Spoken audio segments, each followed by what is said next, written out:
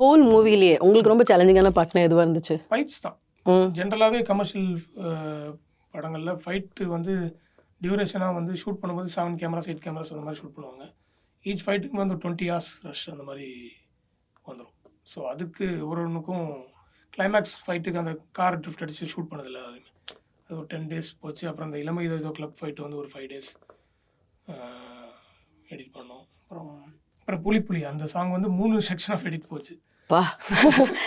Whole மூவில தியேட்டர்ல யாருமே நிக்காம சேர்ல ஏந்து ஆடுறாங்க அப்டின்னா, அந்த பாட்டுக்கு இல்ல. ஆமா, ஆமா, ஆமா. பயங்கர வைபு. கான்செப்ட் மாரி ஆயிடுச்சு. அது சொல்லியே கான்செப்ட் தான் பண்ணாரு. கான்செப்ட் மாரி பண்றோம் சார் நம்ம. அப்படின்னு சொல்லி தான் பண்ணாரு அத. ஆக்சுவலா என்னன்னா, அது ஃபர்ஸ்ட் பிளான்ல இல்ல. அ சேஸா ஷூட் பண்ணிட்டோம் அத. நைட்ல சேஸா ஷூட் பண்ணிட்டோம். சீரியஸா த்ரில்லிங்கான சேஸா அத எடிட்டும் பண்ணிட்டோம் ஃபர்ஸ்ட் ஒரு வெர்ஷன். பண்ணிட்டு அதுல அதுல என்ன லேயர் ஆட் பண்ணலாம்? இன்னும் என்டர்டெயின்மென்ட்க்கு இன்னும் லேயர் என்ன ஆட் பண்ணலாம்னு யோசிச்சதுக்கப்புறம், அந்த டார்க்கி அவருடைய சாங் ஆல்ரெடி டைரக்டருடைய பிளேலிஸ்ட்ல இருக்கிற சாங் தான் ரொம்ப வருஷமா வச்சிருக்காரு. இப்ப ரீசென்ட்டா அவர் ரொம்ப ட்ரெண்ட் ஆயிட்டாரு. ஆமா. படம் நாங்க பண்றதுக்கு முன்னாடியே ஒரு அவரோட அந்த பழைய சாங் ஒண்ணு ஆமா, ட்ரெண்ட் ஆமா, ஆயிடுச்சு. ஆமா. ஒரு 2 மாசம் முன்னாடிலேருந்தே அவரோட சாங் ட்ரெண்ட் அக்கா ஆயிட்டு இருக்கு. அம்மாவ. அப்போ ஆமா. அது அப்ப பார்த்துட்டு சரி அவர ஏன் நம்ம இது பண்ணக்கூடாது. நம்ம ஆல்ரெடி அவரோட பாட்டு பிளேலிஸ்ட்ல இருக்குன்னு சொல்லி அத வச்சு பண்ணுவோம் சார்ன்னு சொல்லி ஃபிக்ஸ் பண்ணி அந்த சாங்க வச்சு ஒரு எடிட் பண்ணோம். ஸோ வை நாட் அவரையே கூப்பிட்டுருவோம்.